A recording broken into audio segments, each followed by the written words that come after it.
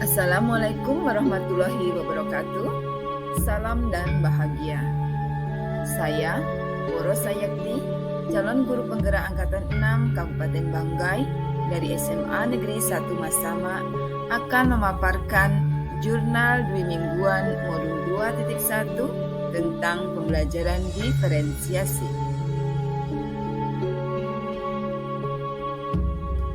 Sebelumnya, perkenalkan fasilitator kami Bapak Calvin Sandabunga dan pengajar praktek kami Ibu Ida Maya Dewi Merta.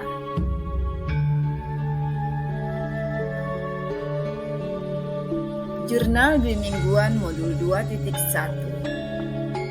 Pembelajaran pada modul 2.1 ini mempelajari tentang pembelajaran diferensiasi yang berpusat pada murid dengan mengutamakan pemenuhan kebutuhan belajar murid.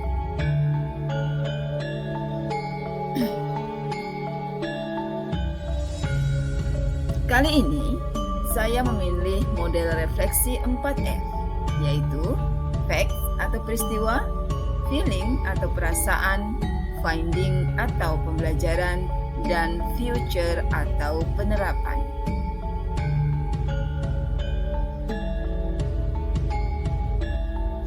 Facts atau peristiwa, yaitu pengalaman saya selama melaksanakan pembelajaran.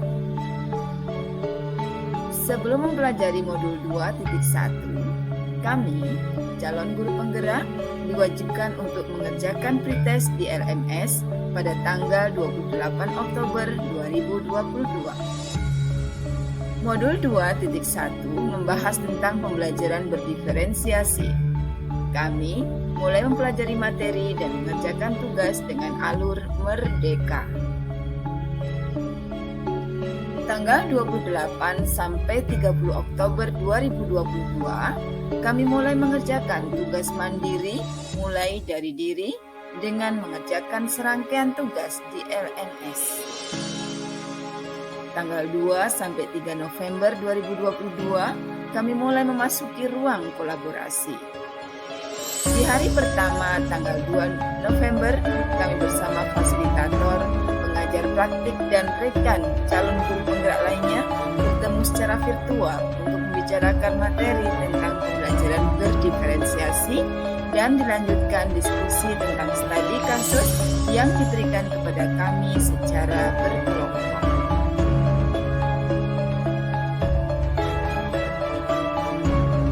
Di hari kedua, tanggal 3 November, kami mempresentasikan hasil diskusi kami.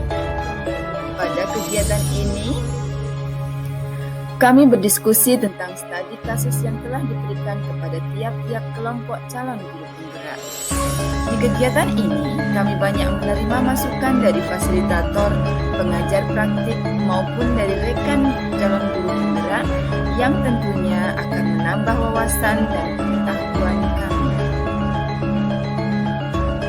Mulai tanggal 4 November 2022, kami mengerjakan tugas demonstrasi kontekstual, yaitu membuat RPP berdiferensiasi. Sebelum menyusun RPP, kami menyebarkan angket tentang kebutuhan belajar kepada siswa. Angket ini dimaksudkan untuk mendapatkan data yang sesungguhnya mengenai kebutuhan belajar siswa yang meliputi kesiapan belajar, minat siswa, dan profil belajar siswa. Setelah mendapatkan data yang akurat, barulah kami mulai menyusun RPP berdiferensiasi.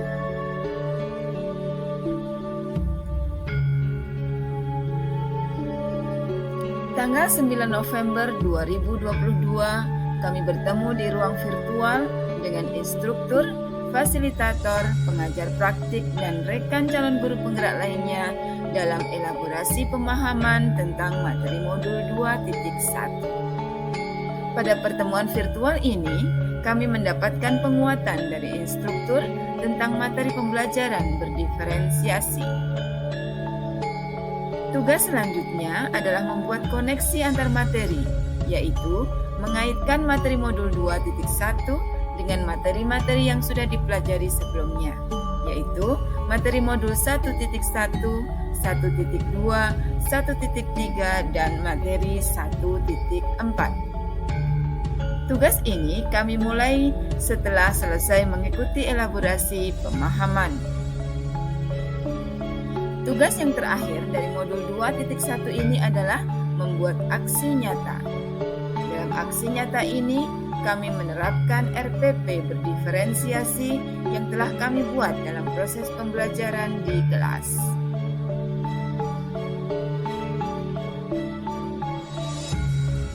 Feeling atau perasaan, yaitu perasaan selama proses pembelajaran berlangsung.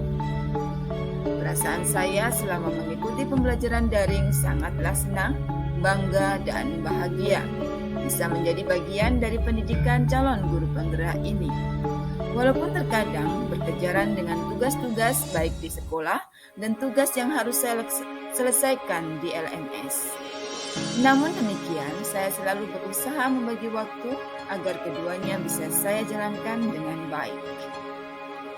Saya juga merasa bersyukur dengan mengikuti pendidikan calon guru penggerak ini, karena sangat membantu saya dalam praktek pembelajaran di kelas maupun dalam memecahkan permasalahan dengan siswa.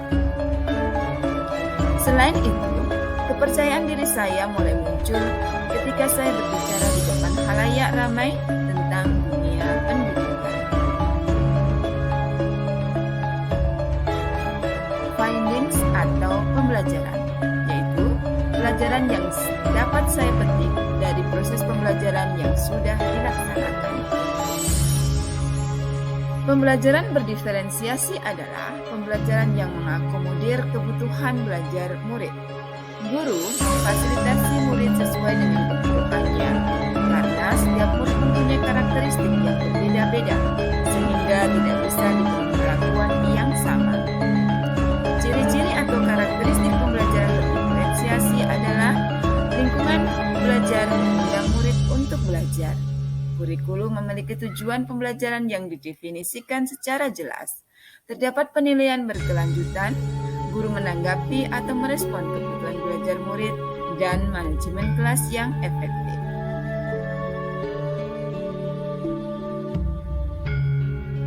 Dari proses pembelajaran di modul 2.1 ini, yang bisa saya petik adalah kita sebagai guru dan pendidik harus bisa kenali karakter murid. Dengan memahami karakter murid, kita bisa memetakan kebutuhan belajar murid, sehingga bisa melaksanakan model pembelajaran yang berpihak pada murid. Sesungguhnya, murid berhak mendapatkan pengajaran dan pendidikan yang layak, yang sesuai dengan kebutuhan belajarnya. Hal ini tidak terlepas dari peran guru di dalam kelas. Guru sebagai fasilitator harus mampu mengakomodir kebutuhan murid dalam proses pembelajarannya dengan strategi pembelajaran berdiferensiasi. Future atau penerapan, yaitu apa yang bisa dilakukan setelah mempelajari modul 2.1. Setelah mempelajari modul 2.1 tentang pembelajaran berdiferensiasi, yang akan saya lakukan ke depan adalah saya akan selalu berusaha untuk melaksanakan pembelajaran dengan mengutamakan kebutuhan belajar murid. Saya harus banyak belajar dan mempraktekkan berbagai model atau metode pembelajaran sehingga murid tidak merasa bosan mengikuti pembelajaran di kelas. Saya juga akan menularkan atau mengimbaskan pengetahuan saya tentang pembelajaran berdiferensiasi ini kepada teman sejawat.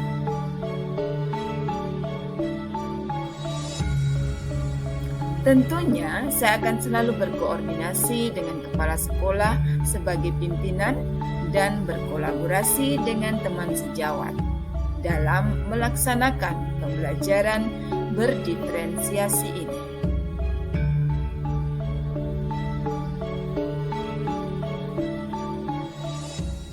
Demikianlah pemaparan kami tentang